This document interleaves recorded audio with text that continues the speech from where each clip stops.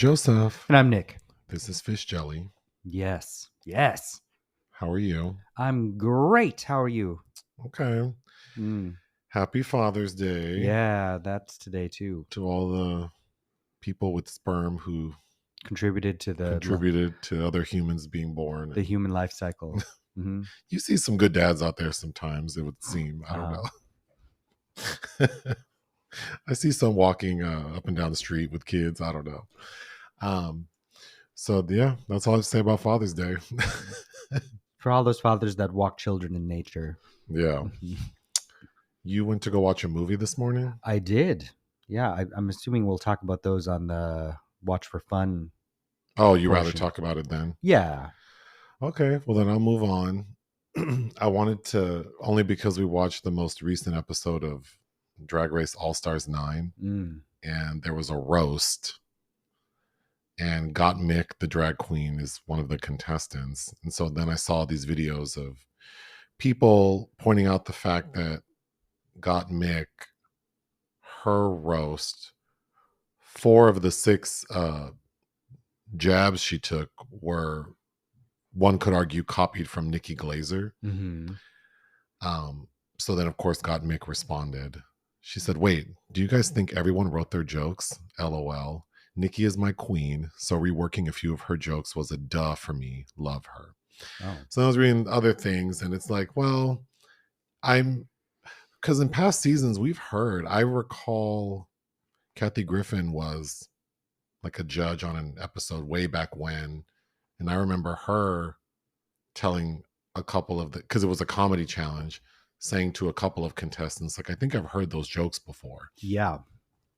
But we've heard that before on seasons from other people, like, oh, we've heard that before, or that's a familiar punchline, maybe you should try something different. And then I thought, if I had to do a roast, like if I got paid to go do some event, I would certainly get on YouTube and look up like funniest roast moments and try to find things that I could rework to fit the person I'm roasting. So there's that. But then I was also thinking RuPaul's entire personality on screen, like on the show, is basically like lifted. Faye Dunaway is Joan Crawford and Mommy Dearest, and the documentary Paris is Burning. Yes. Right? I mean, almost everything RuPaul says on the show is snatched from someone else. Well, even his famous closing line at the end of every episode, how the hell does he still say that actually? If you can't love yourself. I don't know if he now, I don't remember, but it was ubiquitous for the longest time. Right. That's not even his originally. So then I thought, well, we can't really drag Gottmik for doing something that I certainly would do because I'm not a roast master. I'm not a stand-up comedian. So I would struggle to find. No, but so you sent me that video while we were watching it. We talked about it after watching the episode, and she also had the worst set. And then that's the other thing is like she was, I would say, the poorest performer out of the 8. So it's like she copied someone else's homework and got an F. She wasn't bad, certainly, but of the 8, she was probably the least impressive. It felt flat. And yeah, it feels like, I used to get paid to write papers for other dum-dums in high school and junior high school, and they would always get caught because the teacher would realize this isn't your voice. I can tell this isn't you. I'll bring up AbFab again. I did it yesterday, I think. But yeah, there's a moment in AbFab where Eddie, the main character, she says she's a wit picker. And ever since I heard that years and years ago, I thought that's what I am. I don't think I'm funny or particularly smart, but I think I have a good sense of humor, and I enjoy all types of comedy. And when I hear things that are smart and funny, I'll pull them and then kind of make them my own. You're a comedy curator. Yeah. So a lot of things, I mean, most of the things I say that people go, oh, that's so funny, is like, well, I heard someone else say that. Like, I like to say that someone's hair looked like they combed it with a chicken bone. That's something Alec Baldwin said on 30 Rock that I thought was so funny. So I do think, related to what you said, it's obvious sometimes when people are just like reciting or copying something that's not theirs because they haven't made it their own. But, nothing's really original. No. Because we were listening to Lavelle Crawford on and Club Shay Shay, yeah. Yes, and he said something that we both were like, well, that's not really that unique. because he told this long story of this joke that he made that he's heard other people copy, and I thought, okay, that joke's pretty specific. But then he said another one that I thought was like, I mean, that just sounds like a yo mama joke you've heard a million times by a million people. So I think I don't know that I hate the idea of people taking things and reworking them to make them their own or even better No, than but the it's just original. that's what's interesting about comedy as a medium, as an art form itself. Whereas if I'm writing and I'm borrowing from somebody, if I'm paraphrasing, I have to credit the source. Otherwise, that's plagiarism. Oh, here we go. But then we don't have to talk about based on a true story. But well, what's plagiarism though? I think copying word for word, but then But no, even if you paraphrase, if it's not your, I don't know, if it's not your original idea, you need to credit where this line. You need to show your work. yeah, but how can you prove it? Because then you think like, okay, there are moments of like people who sue like record labels or movie studios because it's like I sent Paramount a script I wrote 3 years ago, Mm-hmm. and then 2 months ago Somebody made a movie just like it. just Well, made, then you kind of have proof like I sent that file, I can see in my email that that file was opened. Like you can do some like cyber forensics, and you have a reasonable trail that would show that like someone was inspired by my original thought. mm-hmm. Or songs, right? People can sort of prove like, oh well, this whatever. But then jokes, it's like, well, if I say something that sounds familiar to you, you would have to prove that I had heard that thing before. If I'm telling you I have no idea who Andrew Dice Clay is, I've never heard his comedy, so you saying that I'm copying him is impossible. I feel like you would literally have to prove it. In this case, Gottmik is saying like, yeah, I did rework some of her stuff. I think that's fine. Like she's acknowledging it, and she did tweak it enough that it's not. I mean, the structure of the jokes is the same, but she Yes, made them personal to the people she's saying them to. she did. Yes. So I don't know. I just when I first someone sent me the video, and then I started looking at other ones, and people were being very harsh. But then as I started to think about it, I thought, well, I probably do the same thing because I'm not a comedy genius, and the host of the TV show she's on does that shit all the time. Mm-hmm. So Yes. I mean, you know, and then I do listen to a lot of comedians on podcasts, and they often talk about joke stealing. Yeah. But then it's like, but you're the joke you're referencing is not like, I know Cat Williams called out Cedric the Entertainer for this joke about a spaceship and a thing, and that sounds very specific, and he has receipts and stuff. But like other jokes, Yes. like your mama's so fat she does slip and slide on the freeway. I mean, that's like something that you've heard a million ways, a million different ways. Like, how can you say like, oh, Chris Smith back in 1975 made that joke up? I mean, I don't know. I mean, I don't know. It's a bit of a slippery slope, and then how much, if you're inspired or paying homage, but you change it enough to where the intention is different as well. Like, that if for people that are undergoing lawsuits of this nature, there's an investigative process. But Yeah, but it's like, oh, like let's say you wrote a script for like a slasher movie, and there's this hulking man who's in a well, I know that there's in a forest. there are categories of things that those are just broad tropes. Like you can't claim ownership over having thought some of these ideas. I mean, I think there are trademark things, and like For the sure, the yes. structure of a joke is not trademarked. And then if I use a similar structure, but I change up many things about the joke, it just feels like. So are you implying that you invented the cadence of a particular like humorous thought? I mean, I don't know. But either way, Gottmik's roast fell flat anyway. So it just to me, I'm sure it's embarrassing for her. I'm sure it is. I feel like they should know better, that the level of people that are watching these the series intensely, that somebody wouldn't pick up on that. But Well, and especially like you ripped all of them from the same person. You could have like mixed and matched. Like what? Yeah, maybe one. Jeffrey Ross never said anything you thought Yeah. was funny, or Kevin Hart never. Jinx Monsoon didn't but have a but joke e- you thought but was funny? but even on the judging panel, Rue said it seemed like you were trying too hard, or you were. What did she say? She said you were holding back. I think. There was a critique of it, Yeah, yeah, for and sure. it's like, well, and that is the price paid sometimes. The work speaks for itself. I don't know that Gottmik should be dragged horrendously for that because, as you said, I think if that isn't your natural routine to do that, this is very much something that you would do. Like, and I think people also don't understand unless you get up in front of a microphone and have to perform ever. Like that shit is hard, and your brain does all kinds of weird, wonky shit, and grasp for straws. And sometimes you're grabbing whatever's most comfortable there. Like it's not. I don't think it's insidious. They're not. It's not copied word for word. I think if Gottmik were to be sued or something, she would they would win. Anyway, moving on. Richard Dreyfuss. Someone sent me this article, and I thought it was interesting and forgot about it. But Richard Dreyfuss causes theater walkout with comments at Jaws screening.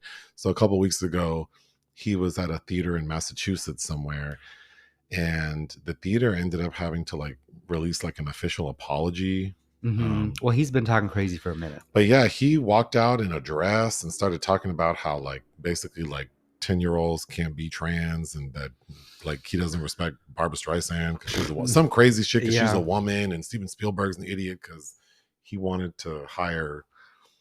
Is Richard Dreyfuss in Close Encounters? Yeah. Oh, so like he's saying Steven Spielberg was an idiot because he wanted to hire Gene Hackman for that role instead of him, and he had to convince him, and just like some crazy shit. I mean, that was what, 77. Well, he needs to get over things. And then I saw another clip of him. He was on some show. Is this the blackface thing? No. Okay.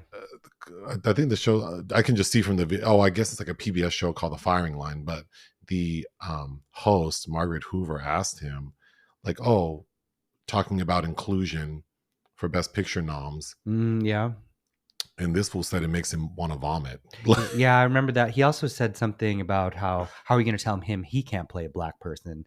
Or yeah, I mean, I don't know. I just thought it was interesting, but also I think I'm not making excuses for this man. I don't even know him. I couldn't name a movie he's been in, but I recognize his name and face. But he, you get old people. You've seen Jaws. Oh, he's in Jaws? Yes, that's why he was at that Jaws screening. Oh. Yeah. I couldn't have told you a movie he was in, and it didn't occur to me. The only person I recognize from Jaws is the sheriff. Right? Roy Scheider? Yeah, I know who that is. You've met Robert Shaw's daughter. Who? Robert Shaw, who owns the boat in Jaws. Oh, that's right. I did meet her several times. Mm-hmm. Okay, well, anyway, Richard Dreyfuss. My main thought is I'm not making excuses for him. Someone needs to turn off his microphone and not invite him to shit if he's gonna talk crazy. I think he's proven himself that you should. Yeah, he just shouldn't be invited. But I also think this is especially like, I don't know. I think as we get older and you're in a bubble maybe, and you don't see the shit's evolving. And I mean, I say things sometimes that like in social settings where I'm like, oh, I shouldn't have said that. And then like a younger person will look at me like, you shouldn't. I mean, even yesterday we were somewhere and I said something and I'm like, oh, I put my foot in my mouth, and it's not at the level of the shit Richard Dreyfuss is saying, but I just think like, I'm not saying give him a pass, but it just makes me think that. Well, a faux pas is one thing. I mean, you're right. And this, I don't know that this is a faux pas. He just seems like, oh, this is intentional. Yeah, he seems like, I mean, I don't know. My views don't align with his, but it is, like even like Andy Cohen loves to get these older like divas on his show and then asking them things that are like, you're going to cause problems. Who was who said shit about Lizzo? Oh, who did he have on Kathy there? Hilton. Oh yeah, girl. Or then like Patti LaBelle getting her to basically say Luther Vandross was gay. And I think that's kind of more what I was thinking. Like we kind of have a responsibility to not, it feels very leading to get. some people on and then ask them about certain things. I don't Like, think anybody's leading Richard Dreyfuss. no, but I do think that there are a lot of times when you'll get like some, 60-year-old retired football player on a show, and then someone will ask them like about transgender What do you think kids about? playing sports, and it's like, this is not the person to ask. Like, What are your thoughts on Barbie? and then they're going to say something that everyone's going to jump down their throats for, and it's like, well, like, I don't know. But again, I'm not defending Richard Dreyfuss. I don't know the context fully of what he was saying. It just, these like hot takes of what he said or seem real It ridiculous. just Like, seems, I mean, I feel embarrassed for him. And that's it. In the fact that the theater had to issue this apology to the people, and like, why would you? that shit's embarrassing. I mean, maybe he knows Barbara Streisand, and that's why he was shading her. Like, maybe this is just old school shade, and he doesn't realize that the internet's going to eat him alive. But I don't know. I just thought it was kind of crazy. Anyway, moving on to films released we didn't cover. 20,000 Species of Bees. Yes, Spanish film. I saw this at the Berlin Film Festival in 2023 in competition. Estebaliz Resola Solaguren is the director. The young lead, Sofia Otero, won the best acting prize or lead performance prize because Berlin is genderless now. And it's about a pre-adolescent that is going through gender dysphoria. I felt like the film is a little bit basic, but definitely worth seeing. Bad Behavior. I hated this movie. I hated it. This was Sundance, I want to say 2023, directed by Alice Englert, the daughter of Jane Campion, starring Jennifer Connelly as she was a child star and now is an adult woman, clearly, and her behavior is, as the title says, bad. I fucking hated it. It's terrible. Ghostlight. In a perfect world, if we had more time, I'd say we should have covered this. You were in the room while I was watching it, and you were annoyed. And I do agree that it has some kind of twee moments, but it also has some really nice emotional peaks. It's directed by Kelly O'Sullivan and Alex Thompson, the team behind a film we did review that we both liked, as I recall, called St. Francis. Kelly O'Sullivan has now moved to co-directing with this. And it has a really, I'd say, great lead performance by Keith Kupferer. It's about a family in New York, father, mother, daughter, and we come to realize they're still mourning the loss of their son and brother who killed himself like a year or so prior. And they are currently preparing for a deposition. And we come to find out what exactly is going on behind the scenes. But they're clearly in an emotional crisis. The daughter's acting out hard at school, and the father is unable to speak about his son's death. And he happens to stumble onto, near work, he's a construction worker, Dolly De Leon, who you know from Triangle of Sadness, who's part of this community theater company next door rehearsing for a production of Romeo and Juliet, of which she has been cast as Juliet. And of course, he becomes involved. He doesn't know the end of it, and it's about teen suicide. So it kind of allows him to work through his repressed emotions. And I thought that was kind of a novel and nice way. He has a couple really great moments, but that's all I'll say about it. But I also had very personal responses to it based on experiences in my life. But I would say I would recommend this film. The Grab. This premiered at TIFF in 2022. It's Gabriella Cowperthwaite, who I think we both liked her documentary Blackfish about Tillamook. Mm-hmm. This one doesn't seem to be quite as well reviewed, and if you read the description of it, it says nothing, but apparently it's a lot of archival footage and research image collages, but it's about roughly mercenaries around the globe taking control of food and water stocks. Oh. That's all I know about it. That sounds really dry to me, but I don't know, maybe one day I'll watch it. Reverse the Curse. David Duchovny directed this movie. That's all I know about it. I like David. Ride. I only bring this up. It's directed by somebody named Jake Allen, another actor who's turned director. But I guess if you are interested in seeing C. Thomas Howell or Annabeth Gish, both stars of the 80s, then I guess this might be worth watching. Lastly, Treasure. Julia von Heinz, who I believe is German or Austrian. I haven't seen her previous work, but this stars Stephen Fry, who I do quite like, and Lena Dunham, who I don't. But there you go. Projects of Interest. A Possession remake. Wow. Okay. Didn't see this coming, but I don't know that anybody would ever be able to come close to doing what Zulawski did in West Berlin.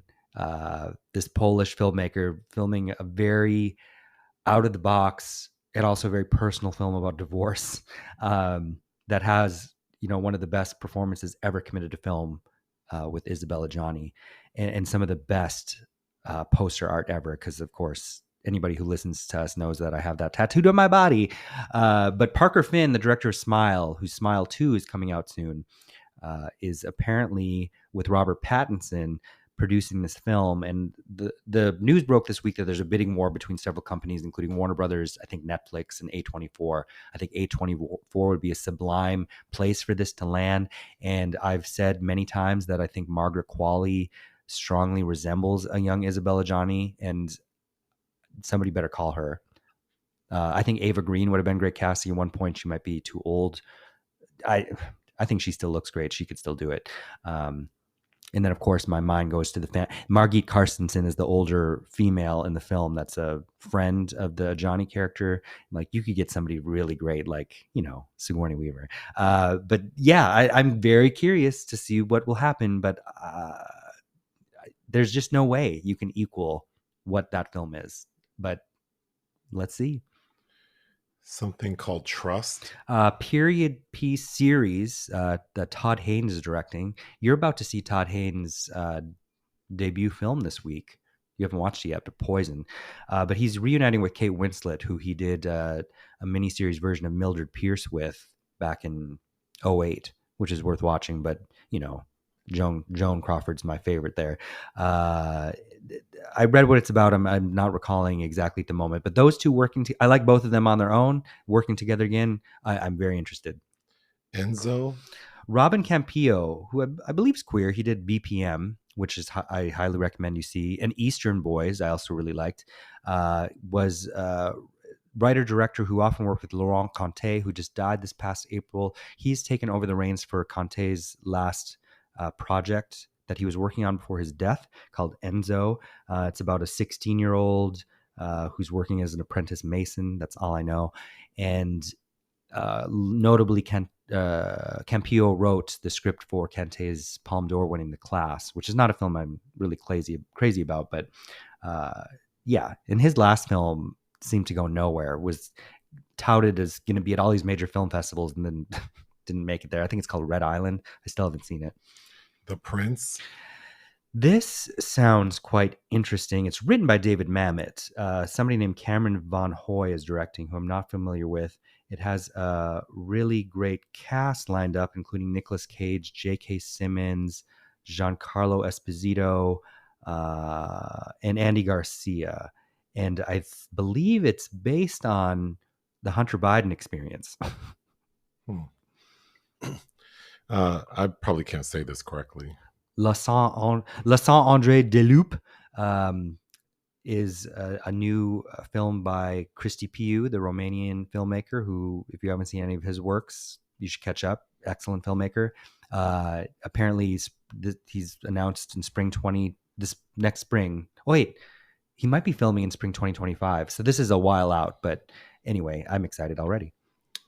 Lastly, Tyler Perry is going to direct another Netflix film called Straw, which is a drama.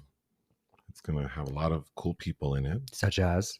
Taraji P. Henson, Teyana Taylor, Sherry Shepherd, Glenn Turman, Sinbad. What is it about?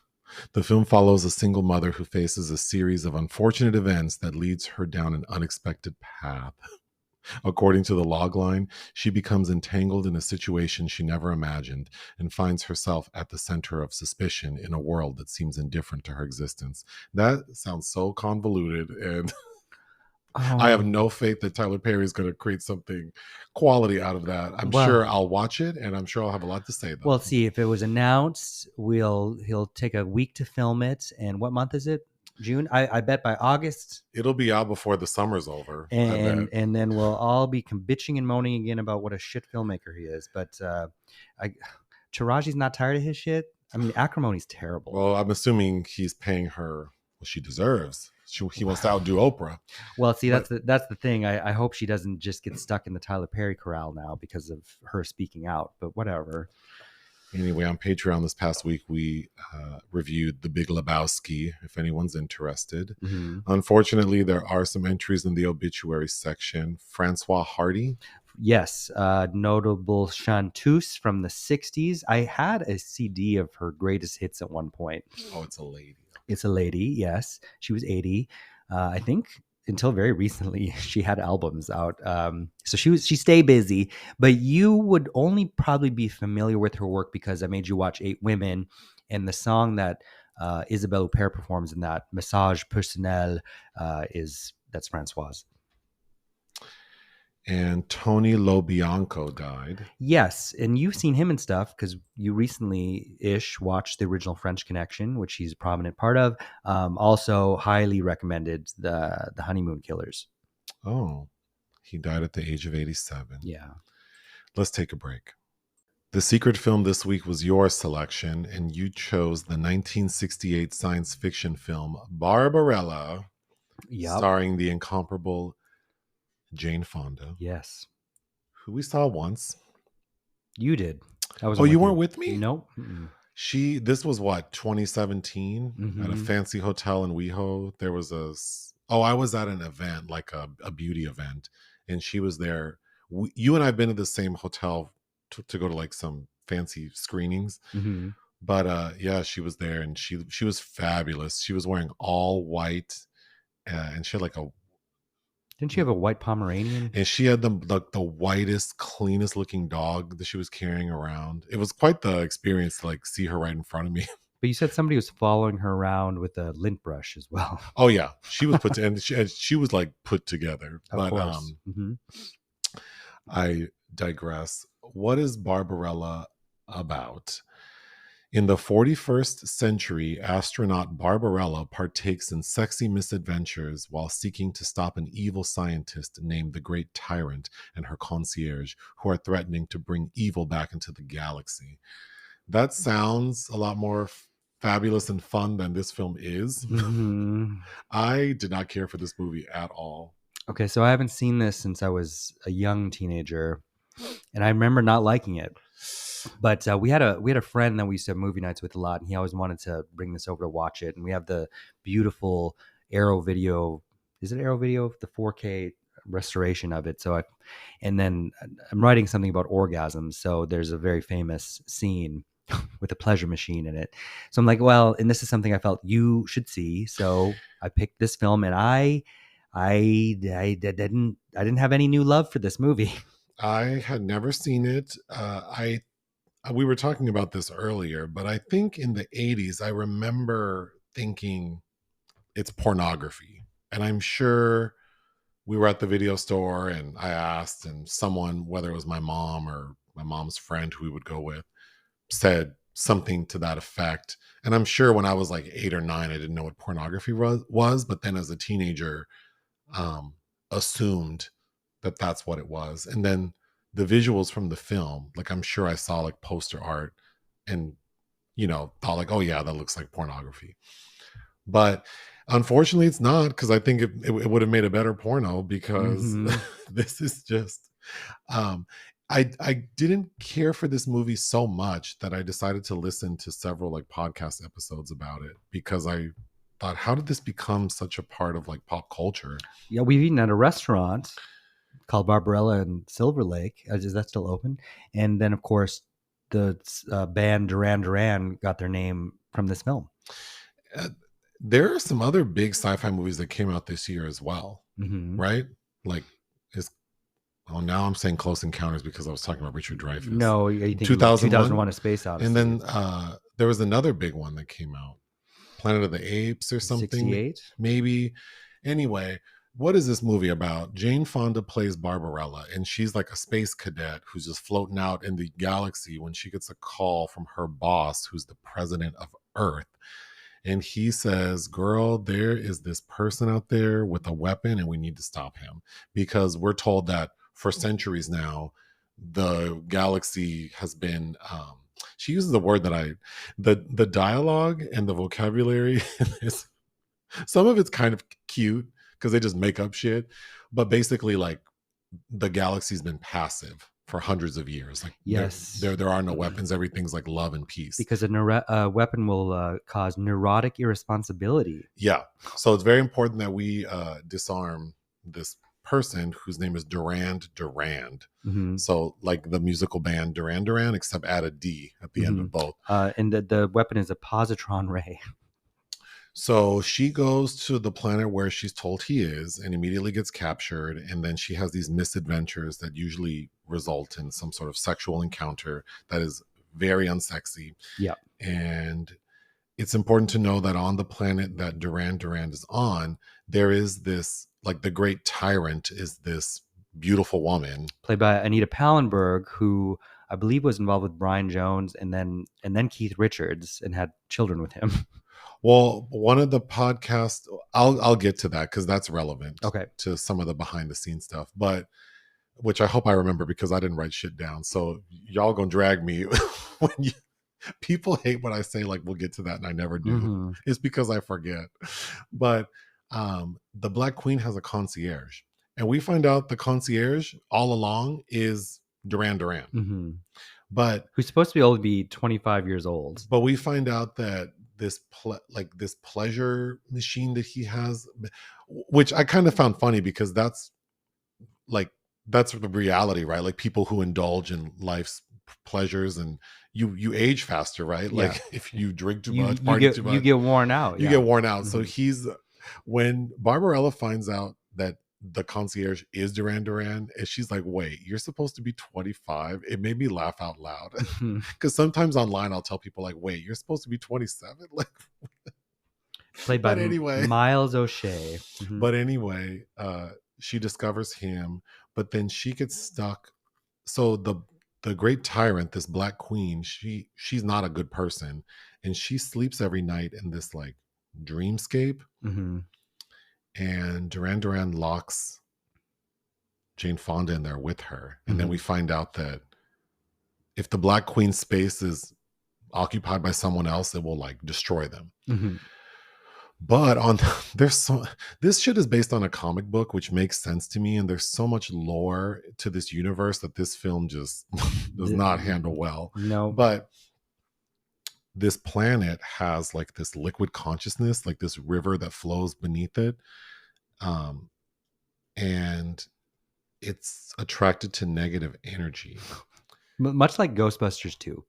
But the gag is that because Barbarella is so innocent, it actually has the opposite effect. And instead of destroying them, it expels them. And then it's also important to know that Barbarella, when she got on the planet, there's like a winged angel who's blind named Pygar. I got so tired of her saying his name. My God. Oh, I wrote down there could be a game. I should probably look up. Has anyone counted the number of times she says Pygar? Pygar. I was so sick of Pygar. Girl, stop saying his name. But he's this blind winged angel who's like her like guide, service animal. Yeah. And so the three of them are expelled in this bubble after Pygar saves the Black Queen. And the final line of the movie is these three dummies floating off in a bubble. And the Black Queen asks Pygar, why did you save me? And Pygar says, oh, well, angels don't have a memory.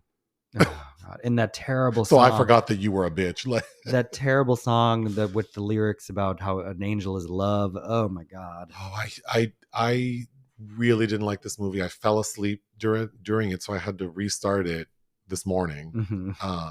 But I mean, I don't really have much good to say about it, except that there's some interesting visuals. Jane Fonda is stunningly beautiful. I think that Jane Fonda is a beautiful lady. I don't think that she's right for this role, which we can get to. I agree. Mm-hmm. But I think the visuals are cool, particularly the opening where she's sort of like it. She's made to look like she's floating, and the way it was shot, I think, was clever. Learning about how that was done, Mhm.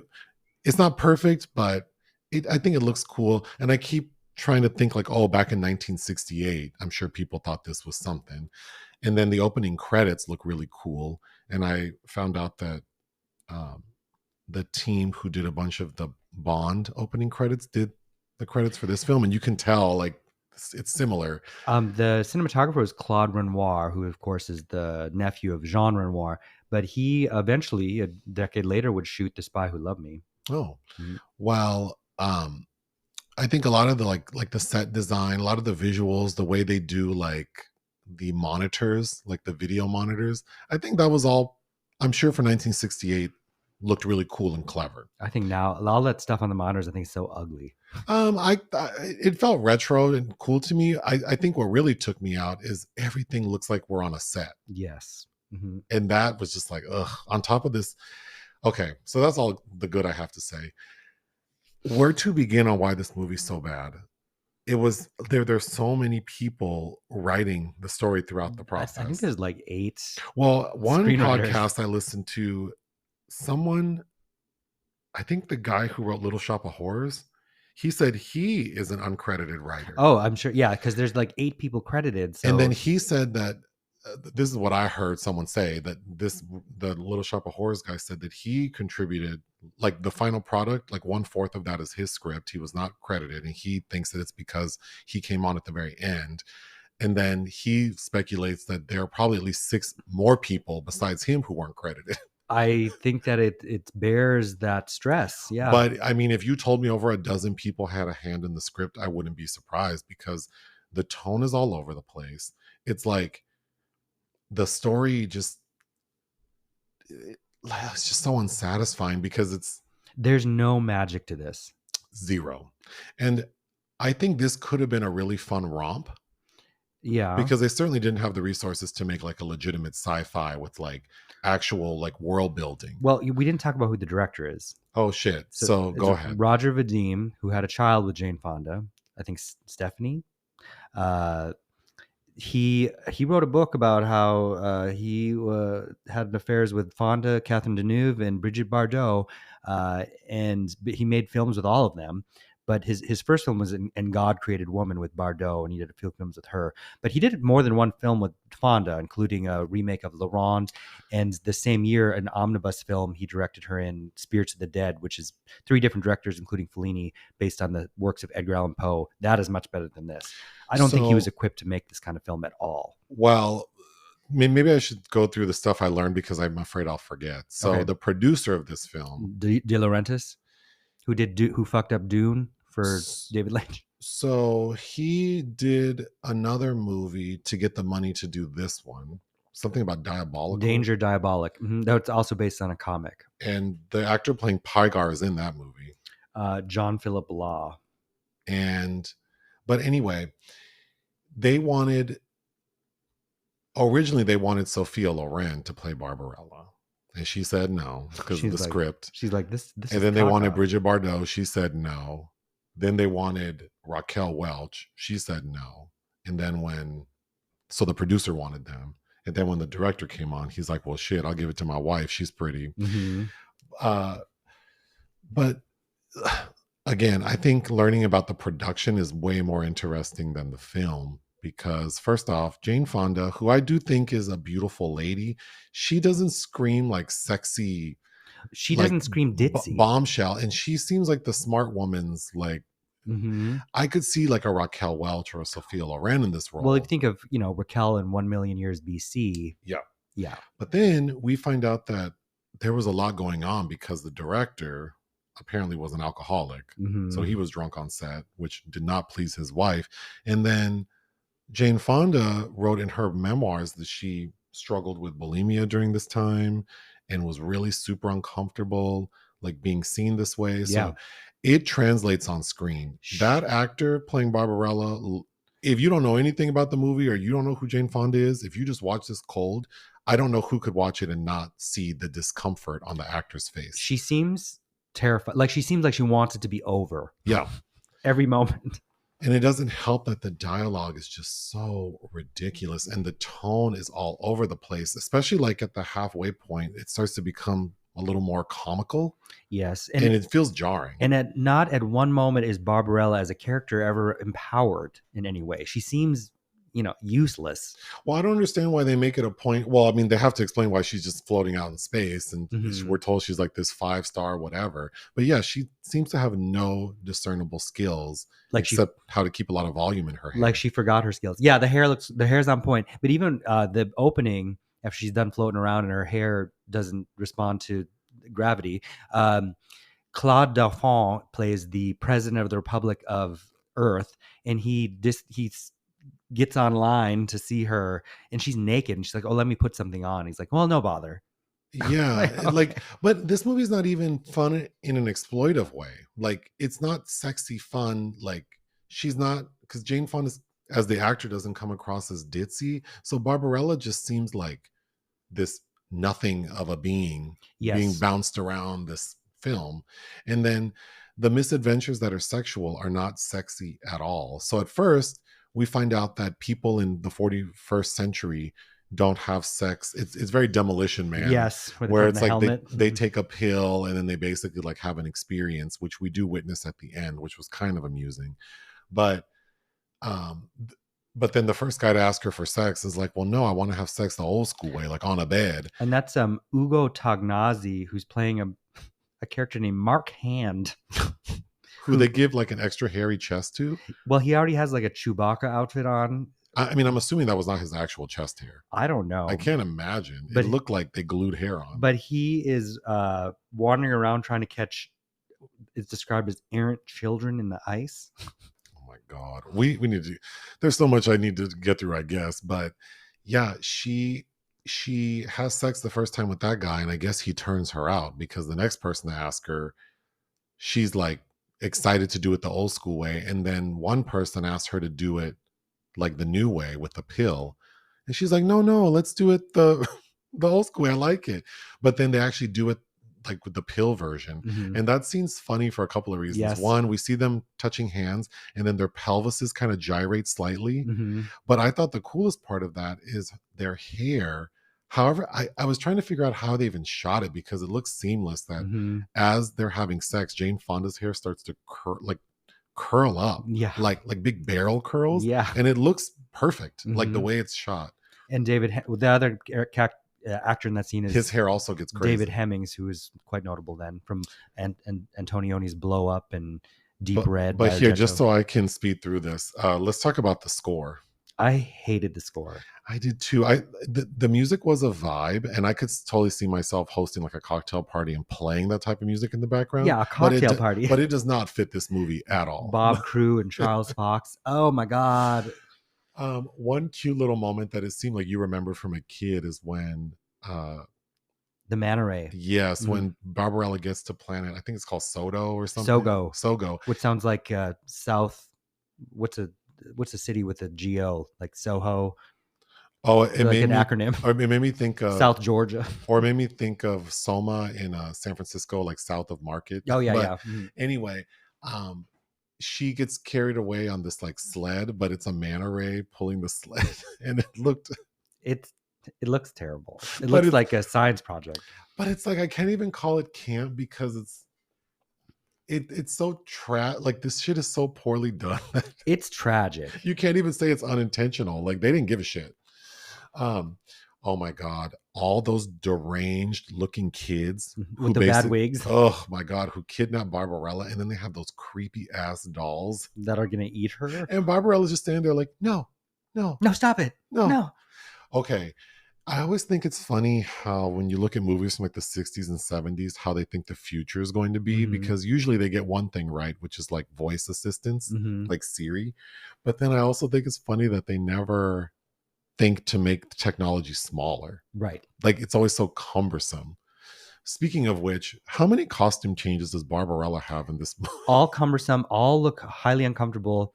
Ugo Tognazzi, who, by the way, is asking to have sex with her while she's still all bloody and chewed up from those dolls. Yeah. But she takes some like creature fur that has this big tail that she's got to drag behind her, and even she's like, "Oh, I got to get rid of this tail." Like, It looked fabulous, but it's so like pointless. for what your mission is, girl. But No. anyway, the technology, she has something called a tongue box, which is Yeah. supposed to be like a translator. But the Mhm. way the translator worked was so annoying to me. First of all, we see Jane Fonda when she gets to the Barbarella, when she gets to the planet Sogo, she meets people who don't speak English.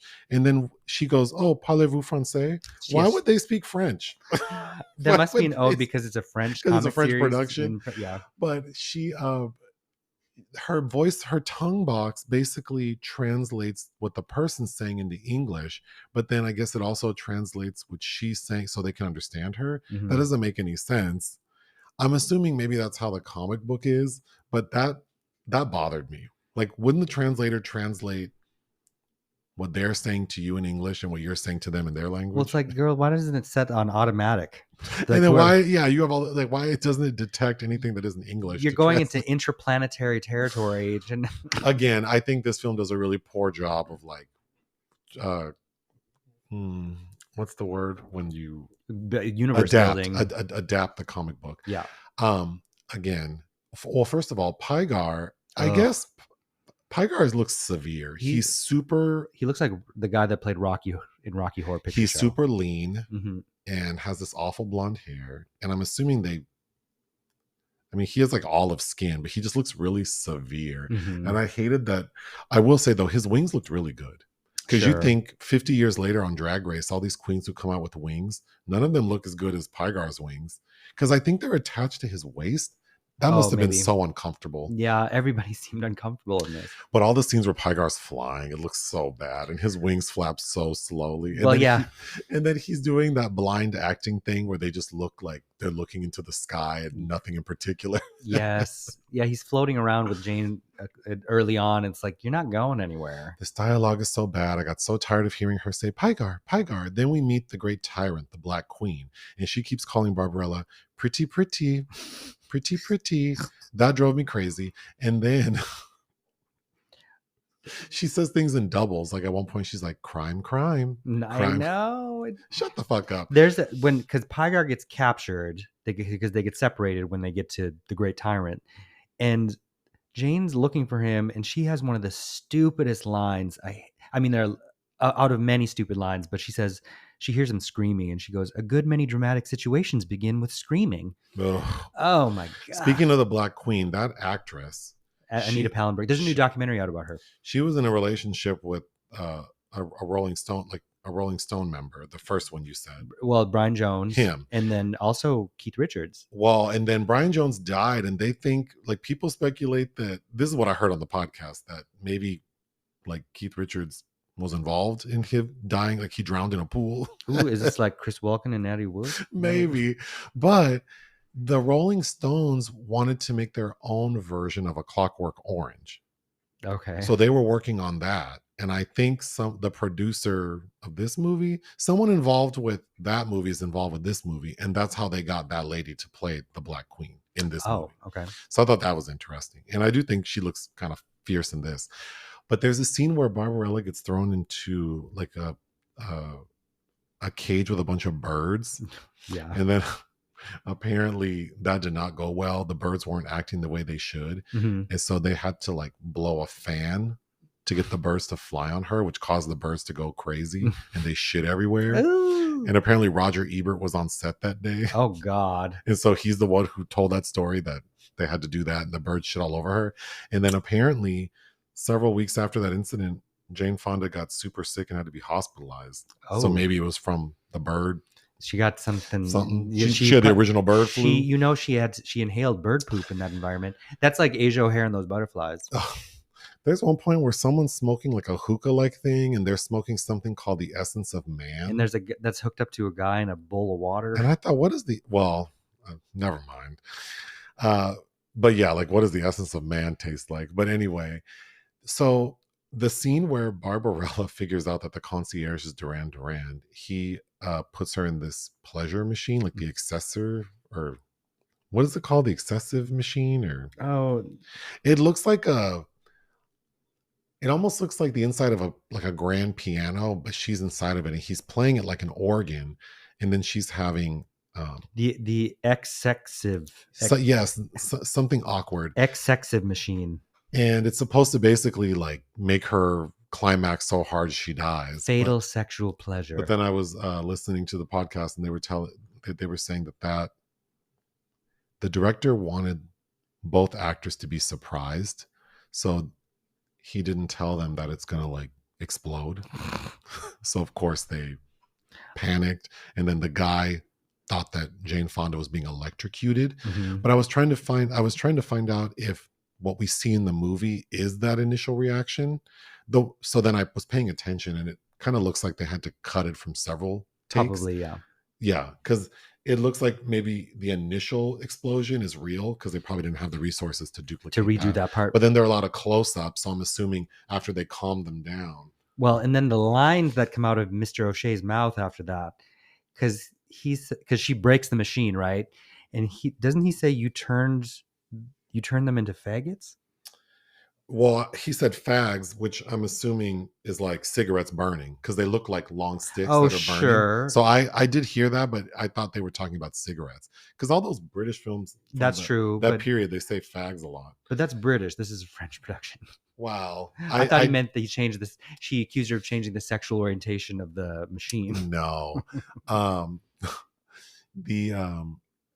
thought it was funny. Well, it's not funny, but at one point, the Black Queen tells Barbarella, "You're so good, you made the math moss vomit." And the math moss is that liquid consciousness, which thinking about, because there's a lot about like vomiting and expelling things in this movie, considering Jane Fonda's issues during the filming. So I'm sure that was like a trigger for her. Oh, yeah. Oh my God. When Barbarella finally reunites with, first of all, Pygar, the winged blind angel, is being held captive like on a crucifix. And then Barbarella is telling the Black Queen, decrucify him immediately. And all they do is just lower the thing he's on like 3 feet. And he just walks right off. Yeah. So it's like, so this winged creature couldn't get off a 3-foot stand? Like, that looks so stupid. But then he's unconscious, and Barbarella performs CPR on Pygar by flapping his wings. And I thought that was so funny. Come on, Pygar. And then we didn't mention Professor Ping, that little creepy looking man. That's Marcel Marceau. I saw his name in the opening credits, and then I'm like, which one was he? Yeah, that's him. He's Dr. Ping. Professor Ping. Professor Ping. We only have a few minutes left. I don't have much else to say, except I'm sure that this garnered a lot of attention. Yeah, at the time of its release, but then subsequent sequels, like subsequent attempts to make a sequel, obviously failed. In the late 90s, I remember Drew Barrymore was rumored to be in a remake of it, and I remember reading a interview with Jane Fonda around then. People were out, and somebody I think had asked her what she was thinking when she did this movie, and she said something to the effect of, "I don't know, my head must have been in my armpit." Yeah, it's being remade now, though, right? No, by Edgar Wright, supposedly to star Sydney Sweeney. I don't know. I don't know. I think that it would have. God, it just feels so like anti-feminist and so.